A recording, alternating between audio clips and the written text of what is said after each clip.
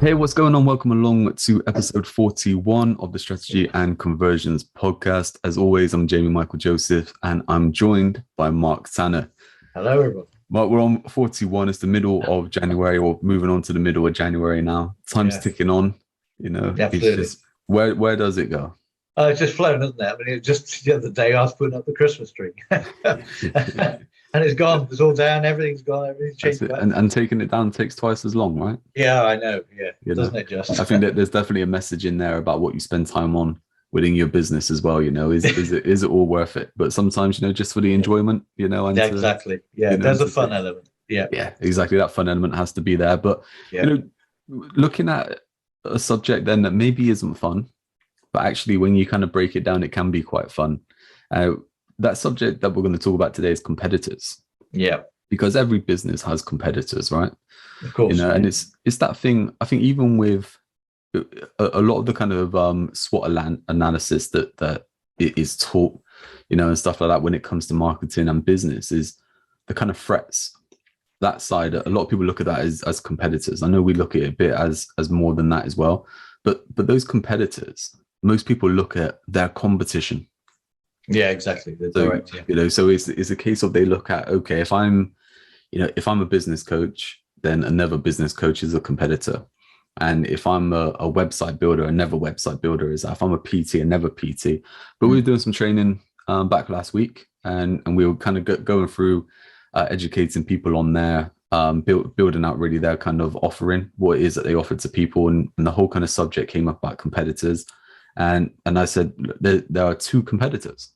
yeah, So you have your competitor, your competition, and your competition is the people who do the stuff that you do. Of course it is. If yeah, someone's looking to get their fence done, they're going to look at, a company that can do the fence for them. They're going to look at another company that can do the fence for them. Of course, is that kind of simple. But yeah, when it gets into the whole kind of marketing front and stuff like that, your competition sometimes is a company that does something completely different to you, or something that is in the same kind of area, as in the outcome is similar, but it's not exactly what you do. And what I mean by that is, if we take, for instance, we talk about websites, for example. Websites are a pretty good one, where a website designer may be saying to a customer, you need a new website because it'll get you more customers. yeah, An SEO company may turn around to that, person and say, you don't need a new website, you just need to work on your SEO. yeah, yeah. And then you'll get That's an right. ads person as well, will turn around and say, no, you just need ads to drive traffic to your website. Yeah, All right. yeah. So those three people, they're all competitors, but they're not offering the same thing. They're not. Yeah, exactly. Yeah, And the they're same as if buying. They're buying for your business. Yeah, exactly right. yeah, exactly. So we kind of looked at it as your attention. They're all fighting for your attention because they, Yeah, they want your business at the end of the day. Of course it is, and the same we looked at with a PT, so you may get a personal trainer who basically works with people one-on-one, whether they do one-on-one training or they kind of do stuff online. But you also have the likes of the kind of protein shakes and the fitness pills and the weight loss plans and stuff like that. Is they're a competitor, but they're not doing yeah, the exact same thing. So sometimes, even though you look at your competition, sometimes you even, you look at your pricing, you look at how they do things, you look at everything that your competition is doing to either replicate them or, kind of innovate or change on something. And, there is a bit of a topic that we can either discuss in a bit or later about sometimes, following people that are winning, can make sense, and then you can obviously adapt that to make you become the leader. But obviously until that point, your competition is there, but that kind of competition for the attention is also there. yeah. I think that's really important as well. Is when you talk about people who. I mean, to me, this is an unenlightened business owner, but there are so many people around it. Is that they all have a budget, and for example, if you're saying, "Well, this is my web work, my web design services cost £1,000," for example, just say, put a figure out the air. Um, but it could be that, yeah, well, I just spent that £1,000 in my budget on someone who pushes SEO, or I've just spent £1,000 on someone on well, Facebook ads, spending £1,000 on Facebook ads. Well, they should be getting a really good return. But the point is, they'll say, "Oh, I've only got a certain amount of budget," and whereas the enlightened business owner will not look at that budget. Really, what they should look at is, yeah, I definitely need that. How can I make it happen? and that's the difference. But anyway, but they still, in most cases, you're dealing with someone who has a certain amount of budget. So that business owner's decided getting all those people vying for their attention about saying, well, you need this. No, you need that. You need that. They haven't got, they don't believe they've got this bottomless purse. So they're going to be very, very picky and choosy. So unless you make your case well, as you said, despite the fact they're in a different service, if you like, they still are your competitor because their attention is your competition. Yeah, I was just thinking then as well when you were saying it then about the whole kind of fighting for attention and that, and there's only so much kind of, I guess, bandwidth that people have. Yeah, you know? yeah, and yeah. and this, I can remember we did a webinar a good few months back now, and we put a couple of stats in there, and these stats were about, you know, so many people get hit with so many sales messages each day, marketing messages and stuff like that. People don't read ads, they just read what interests them and stuff like that. And we put a few of these quotes about and stuff like that. And what was really interesting is these quotes and these stats that we had were actually from the 1970s. Yes. And it's like they seemed really tough to actually, you know, work in your favor when we were just reading them. When we said that was the 70s, that's before, you know, the internet, before smartphones, before all this kind of stuff, you know, social media, everything that we're kind of hit with today. So we are hit with so much. We only have so much capacity that we can deal with, and we're getting hit with all these different kind of messages, and even the likes of, you know, the sneaky ones, you know, the ones that are the, you know, to drop into the DMs and ask you how you are, or, you know, we've got this free bit of training, and actually, you know, is to sign up to something else, you know, and it's all, we're wise to it, and sometimes we give up because we're just like, okay, you know, we've battled so many times today, we can't deal with it. But that whole kind of thing of buying, you know, we also did some training as well. I keep talking about training. I'm going to just give us a plug, mate. Strategyandconversions.com. Have a look at what we offer. There's some great training and programs and that over there, you know, but we were running through some of the training. We were just looking at the whole kind of thing with choice, is that even you as a business, if you sit down with a prospect, if you sit down with someone who's a client or whatever, you have something that is really good for them. They understand it, but then you start offering different choices, different options. It becomes confusing for them even then. So imagine what it's like out in the big wide world when they're seeing all these kind of advertisements to say you need this. It's difficult to stand out sometimes. And to me, that fight for attention is the actual bigger competitor, the bigger competition than someone who's doing exactly the same thing as you. Absolutely. I think you're right, because of that whole attention. Totally agree with that. And that's one of the arts of getting yourself noticed, is because it's too easy to get lost in that just kind of noise, because that's what it is now. It's just constant noise. The minute you get up, your phone, if you've got alerts on your phone, it's pinging away. You're getting emails, you're getting this, you're getting WhatsApp, you're getting TikTok videos, you're getting Instagram stories, you're getting reels. Sorry, aren't they? And it's everything now. There you go. You know? Exactly. And it just becomes overwhelming. And you know what's interesting as well is again on some training, just like we do too much training. That's the thing, mate. We're training all kinds of people, but just one of our members, they basically put the kind of the phrase that we've heard so many times, and we give the answer that we've given so many times, is they turn around and they said, I need to get more leads. And we said, okay, for what? For my business. But for what? What is it you're offering? And we always bring it back to, you know, we've got your positioning, we've got your offering, we've got your pricing, and then we've got your messaging. But you have to get this right around a product or service that you have. We call it your offering. But whatever it is that you're offering to someone, that messaging has to be right, because to extract them, to get them into your ecosystem, whatever it is that we do, we have to know what we want to begin with. Right? And it's like that kind of thing there. It's like, well, if you don't know what you need leads for, how are you going to stand out amongst everyone who, you know, is marketing better than you? Exactly. And I bang on about this with the copy training and the stuff that I do, all that, and all the stuff that I've done in the past, is that every piece of content, copy, whatever you want to call it, advert, even an advert, you know, everything that's put out there for people to read has to have a purpose. It can't just be general just stuff, because it's too easy for once you start putting in just general fluff that people will scroll past. That detracts from anything good that you're going to put out later on, because people just get so used to scrolling past your own content. So everything has to stand out. Everything has to have a purpose. And despite all this, all this, I don't know how many the stats are for the amount of messages and stuff that we get vying for our attention every day or every hour even. But if you put out content with a purpose that hits the spot, like we were talking again in our training about really connecting to a feeling they have, a stress factor, or something that is really causing them concern. If you're hitting that spot and the stuff you put out has got is attracting their attention, they will stop and read your stuff. But as soon as you and that's the trouble with copy or anything, any advertising, it's only as good as the last piece.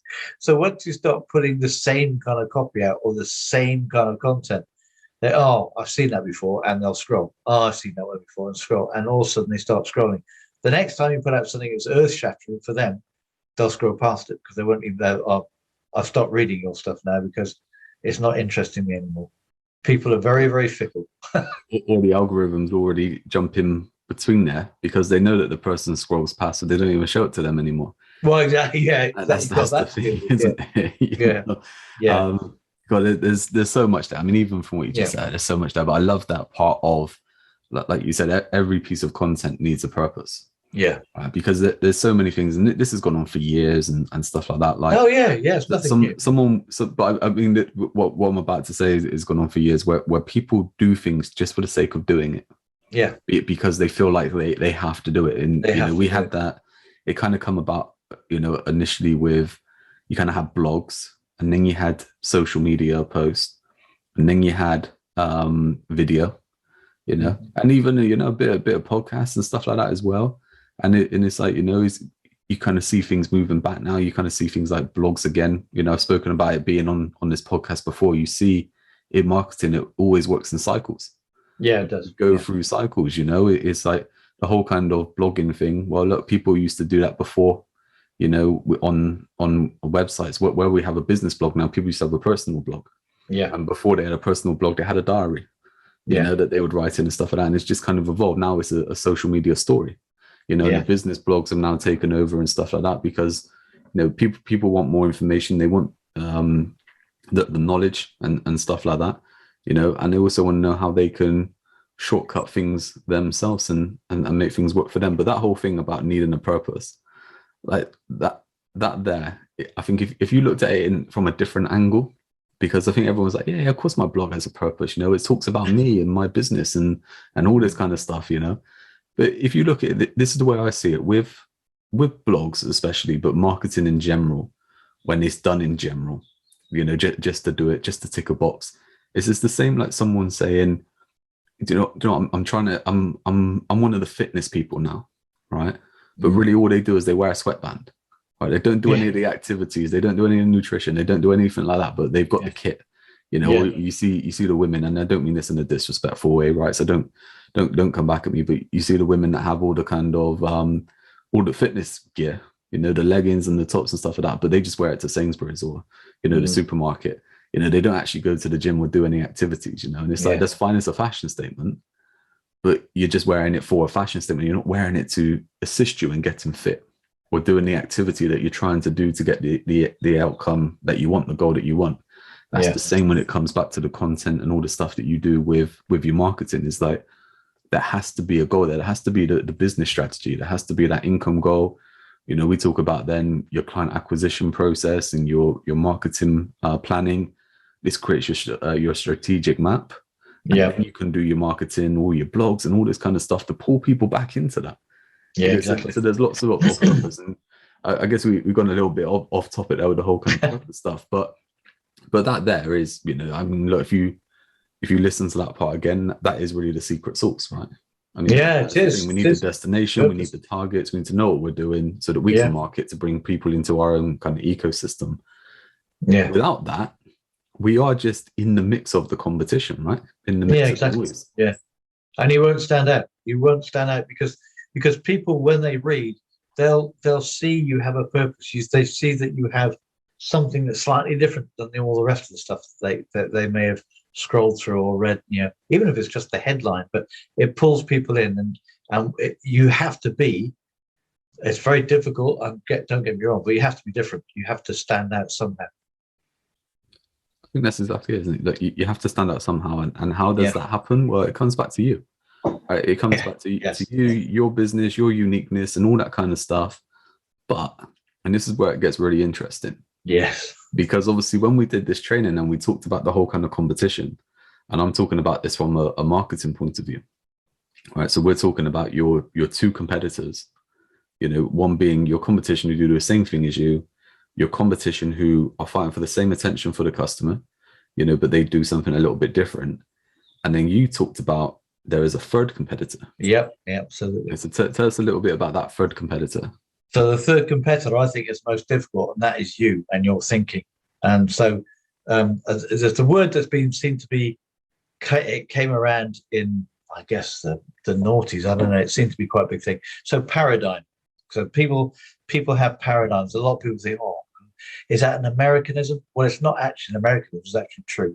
So paradigms are set of beliefs, of ideas and beliefs that are in your head, that you've picked up from somewhere. Often they've been picked up from stuff from years ago, but you have all these paradigms, and these paradigms make you act in a certain way. So your third competitor is often these paradigms that you've picked up that tell you that you're not good enough for something, or that no, you can't do that, or that's a bit going out there on a limb, that's a bit difficult. You want to stay in that kind of that comfort bubble, as I call it. And that's your third competitor, is your own thoughts and your own thinking, because your thoughts and your thinking are the things that create your behavior and your actions. So I guess as well, mate, not to like interrupt you, because I know you're going to get into it in just a minute, because I know you're on a roll there, but I want to just simplify things, just for anyone kind of listening, because from what you said there, I guess you'll get some people listening that will go, okay, mindset. I get it, that's mindset, but it's deeper than that, right? Deeper, much deeper than mindset. Everyone kind of looks at mindset, and I think what happens with mindset is people are like, right, okay, we'll get in the right frame of mind to look at my goals and look at what I want, and the whole kind of planning and stuff like that, and even actioning to some extent. But then there's that big gap, right? Yeah, that gap are those paradigms. And that's right. So underneath this, I mean, mindset's been bandied around an awful lot, and it's and that probably is an Americanism. I don't know. But that's not to knock it down. Mindset's important, but it's kind of like the tip of the iceberg, and underneath it are all these paradigms of belief systems and all that kind of stuff you have. Yeah, mate, I'm going to jump in, right? And I'm getting the listeners are going to be like, listen, just let him get on with it, because he's going to share some secrets here and stuff like that. But whilst I remember, because I'll forget otherwise, and I think it's a good thing to touch on, because I know that we talk about you being the kind of business and psychology architect within the kind of business, because you're helping people work on themselves and look at the vision and stuff like that.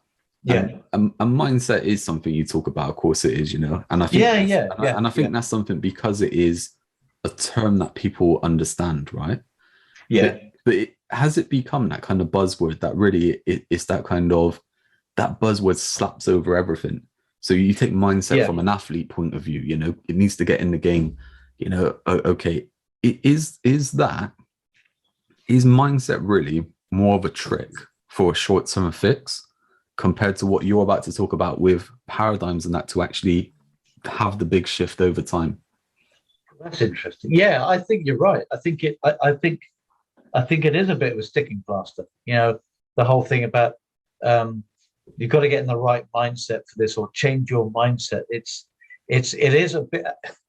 It's a little bit superficial. It's like it is like the iceberg. You can clear off the snow off the top of an iceberg maybe, and put a bit of gravel on it, and that melts a little bit. But it's really superficial. You just and actually, like salting the roads is an interesting example in the really, really cold weather.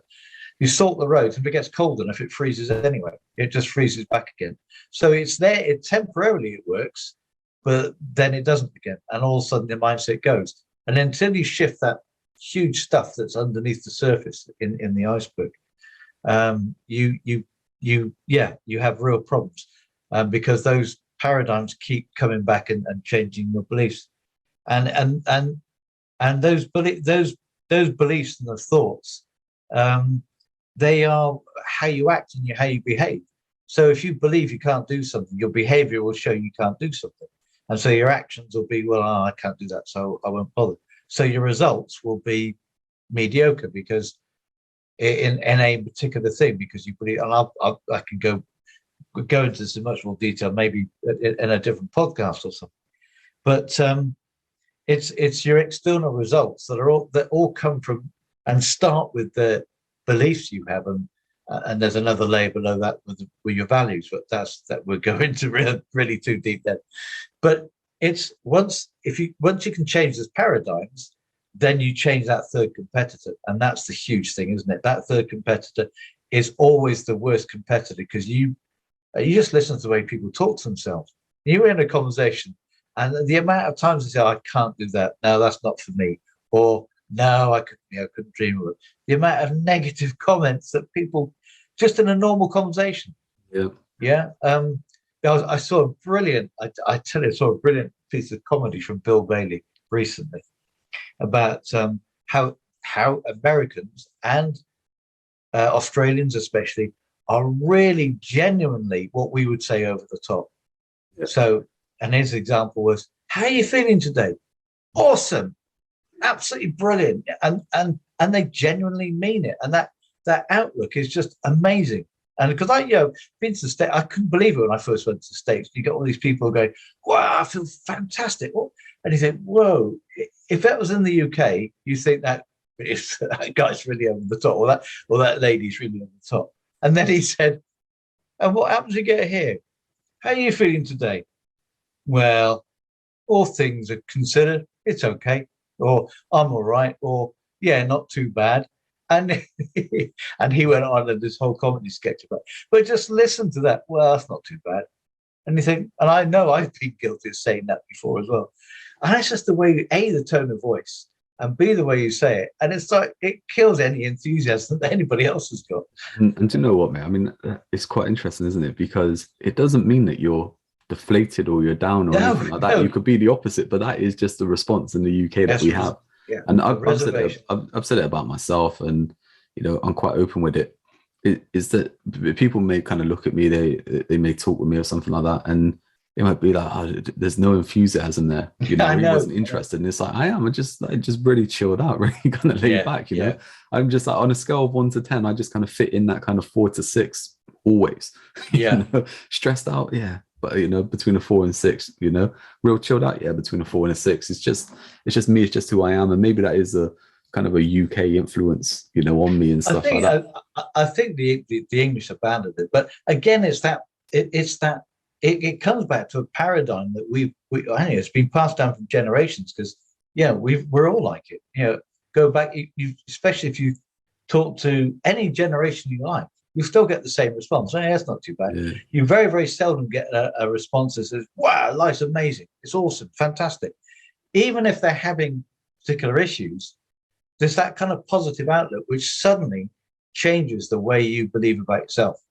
And yes, there can be things under the surface that I was just thinking then, like with that, I was just about to say, like our friends in the States, and I don't want to say this in a bad way. This is just in a way how I'm kind of seeing things. And like I said, I don't want to say it in a bad way, because half of our listeners are in the States these days. Yeah, right? So, true. We love you, our friends across the pond and everything like that. But even just this podcast, this is how typical kind of British we are. We're kind of talking about things here, right? And, it's some real kind of deep stuff. I think it's some good stuff, and in the right hands is real valuable, and, this can change your life quite openly, right? But if we were in America and we were doing this podcast, we would probably start off with like, hey man, the competitor, the biggest Yeah, competitor you have is yourself. You need to get this right, and all that kind of stuff. yeah, And it's like it would be really hyped up and really kind it of would be. Yeah, a yeah, different level. yeah. And it's like it's not me. No, that's right. I No, can't do that. I can't keep that at a level. I mean, even that was and probably it's a difficult. pathetic. Even that was probably a pathetic example compared to someone's just chilled out in the States. But it's difficult because it is so against how we that paradigm, that kind of belief system we got. But the third competitor, and I know I know I've been thinking about doing a sort of podcast and series about this as well. But we've got these gremlins that keep dragging us down and keep chipping away at us and keep and that's everybody. That's not just the English or the British. That's everybody. I mean, everybody has these, and these are and these little buggers always are just they're always keeping us down and keeping us they they act in the kind of the whole thing of about safety, but it's not safe. It's the fact that everybody has this kind of that everybody has these that are just chipping away at them all the time, and maybe that's for another time. But they are those gremlins and us and our whole mind and our paradigms. That's the biggest competitor we face. And if we can change that third competitor, the number one and number two actually become quite easy to deal with. We talk about all the time in our training, don't we, about clarity, confidence, and courage. Yeah. And it's like, once you kind of master those areas, you become that. You become that in yourself, that you can go out there in your marketing, in yourself. And it doesn't mean, like I said, it doesn't mean you have to go out shouting about yourself or anything like that. But you just become really confident in your messaging and your courage to go out and bring people to you. And we've had it in the past couple of months, like with members in our programs. We had it yesterday on a workshop. One of our members, Tom, he just turned around and he said, you know what, the weekend I had a massive wobble. Yeah. He said, everything's on track, everything's right. I've planned it out, and I've kind of gone to hit the go button, and I've just had a wobble. And it's like, look, it's natural, because that whole kind of thing. Like, I mean, those gremlins that you mentioned. Yeah, let's do a podcast. Let's do the next podcast on the gremlins. Let's do that. We'll go through that. I think that'd be really good. But I think those gremlins happen in life in general. Yeah. But they happen in business at all levels. Because there's different levels, right? And it's like, someone may be listening, they go, no, I'm really confident and stuff like that. It's like, okay, are you confident to get to the next level in your business? Yeah. And we talked about that with, sometimes people look to up their price, and they go after a higher caliber of client, but that higher caliber of client requires a deeper level of sophistication within your delivery. Yeah. And you're not at that confidence level. Yeah. Sometimes it doesn't help. Yeah. One of the I know this is kind of sounds like it's money oriented, but it's just because money is the easiest thing to measure.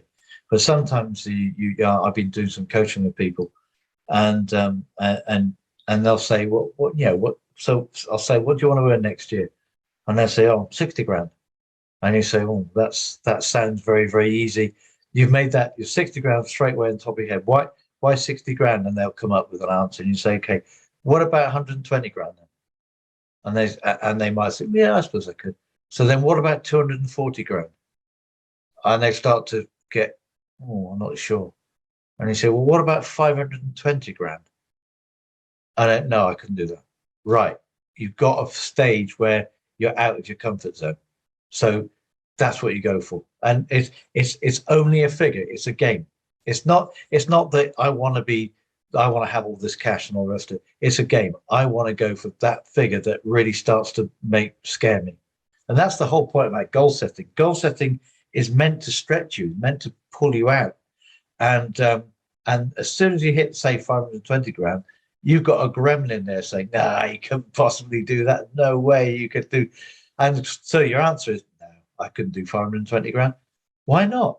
There's hundreds of businesses that do, and do triple that and 10 times that.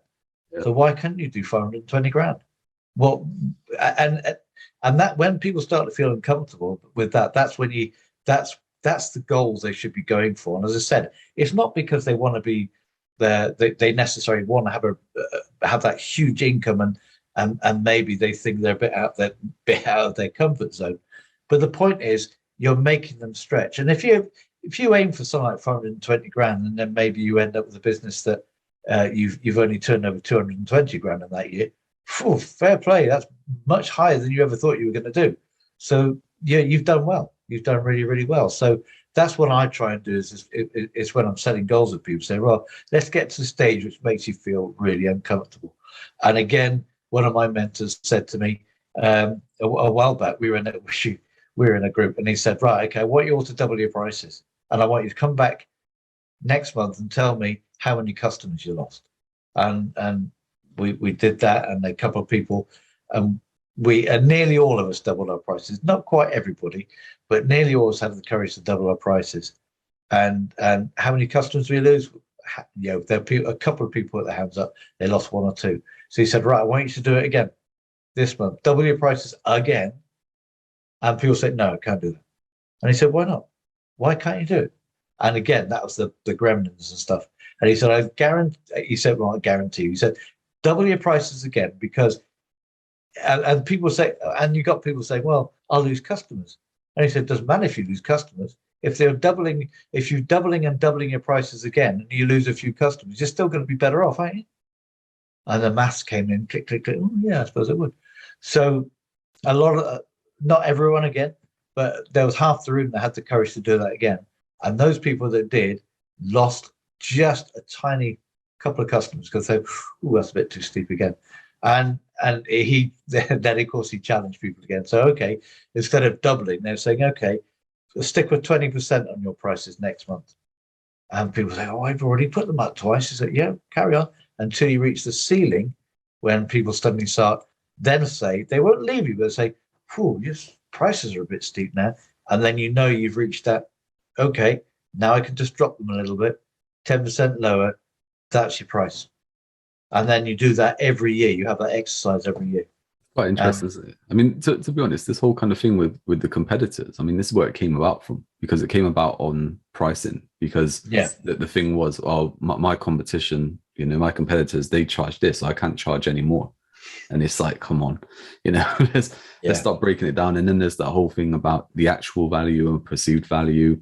We talk about problem and solution, the transformation that you offer people. There's all kinds of in-depth stuff and exercises we went through to kind of determine, look, you're actually solving massive problems. And I told that story. I think I've told it a bit on one of these podcasts before about that whole kind of ship that it's been broken. Oh, yeah. No one knows how to fix it. They've got lots of different people out. No one knows what to do. They fly this one guy in who's a specialist. He goes around the ship and he just knocks one place with a hammer and it starts working. And then he puts a bill in for, a crazy amount of money. Yeah. And they're just like, it only took you 10 seconds to work it, to actually fix it. And he's like, but no one else could fix it. Exactly. Yeah. It's like my skills, my knowledge could get it working for you. Yeah. And this guy as well, who was talking about his pricing, some of the stories he told, like, he's changed people's lives. Oh, yeah, absolutely. The testimonies. Change people's lives, and it's just worried about putting the price up because it might, you might not get. I mean, absolute life-changing stuff. Yeah.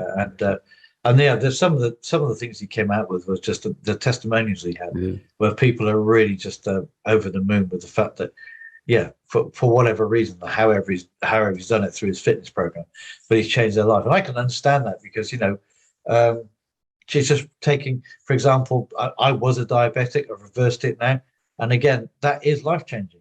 Yeah. You first of all, you don't have to take tablets, and also, but to the whole, you've suddenly stopped getting worried about blood pressure and all the rest of the stuff. So it is life-changing, it gives you more energy.